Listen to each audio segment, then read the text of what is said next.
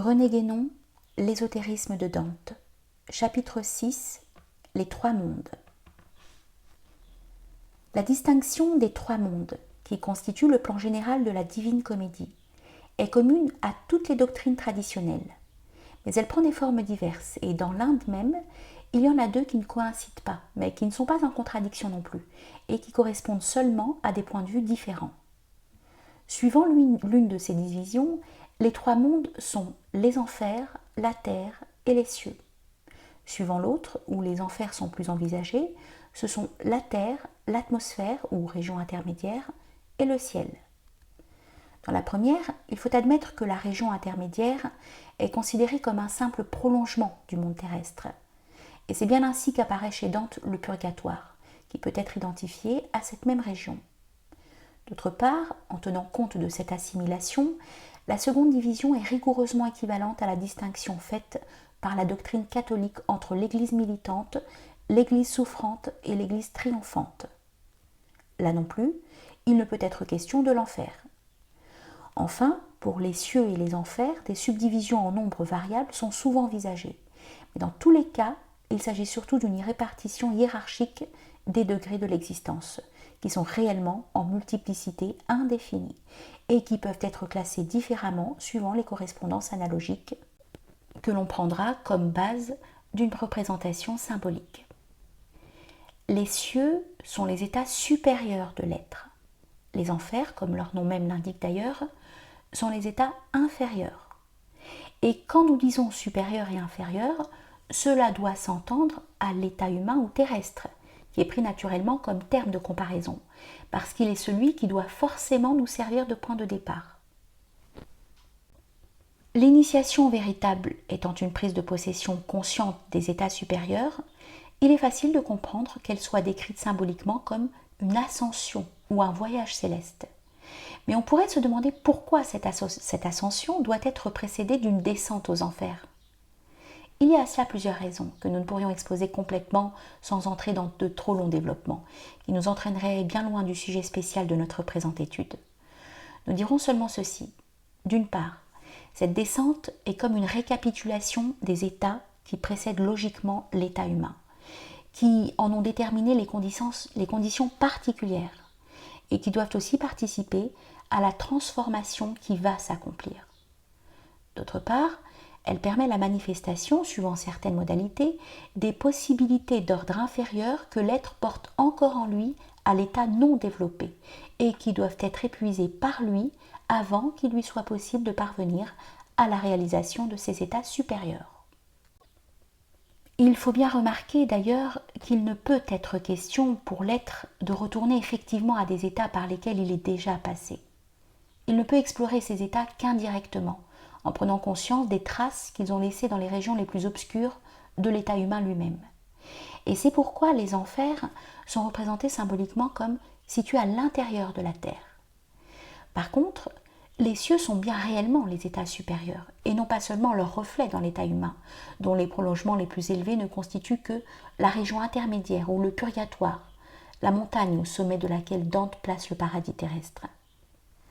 Le but réel de l'initiation, ce n'est pas seulement la restauration de l'état édénique, qui n'est qu'une étape sur la route qui doit mener bien plus haut, puisque c'est au-delà de cette étape que commence vraiment le voyage céleste.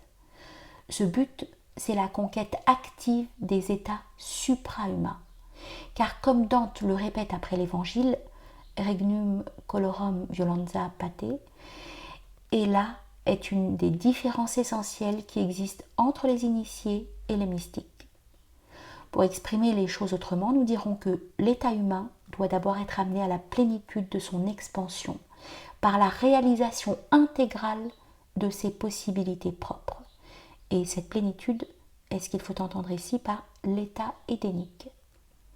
Mais loin d'être le terme, ce ne sera encore là que la base sur laquelle l'être s'appuiera pour salire alle stelle, c'est-à-dire pour s'élever aux états supérieurs que figurent les sphères planétaires et stellaires dans le langage de l'astrologie et les hiérarchies angéliques dans le langage théologique. Il y a donc deux périodes à distinguer dans l'ascension, mais la première, à vrai dire, n'est une ascension que par rapport à l'humanité ordinaire. La hauteur d'une montagne, quelle qu'elle soit, est toujours nul en comparaison de la distance qui sépare la terre des cieux. En réalité, c'est donc plutôt une extension, puisque c'est le complet épanouissement de l'état humain. Le déploiement des possibilités de l'être total s'effectue ainsi d'abord dans le sens de l'ampleur et ensuite dans celui de l'exaltation, pour nous servir de terme emprunté à l'ésotérisme islamique. Et nous ajouterons encore que la distinction de ces deux périodes correspond à la division antique des petits mystères et des grands mystères. Les trois phases auxquelles se rapportent respectivement les trois parties de la Divine Comédie peuvent encore s'expliquer par la théorie hindoue des trois gunas, qui sont les qualités, ou plutôt les tendances fondamentales dont tout procède, tout être manifesté. Selon que l'une ou l'autre de ces tendances prédomine en eux, les êtres se répartissent hiérarchiquement dans l'ensemble des trois mondes, c'est-à-dire de tous les degrés de l'existence universelle.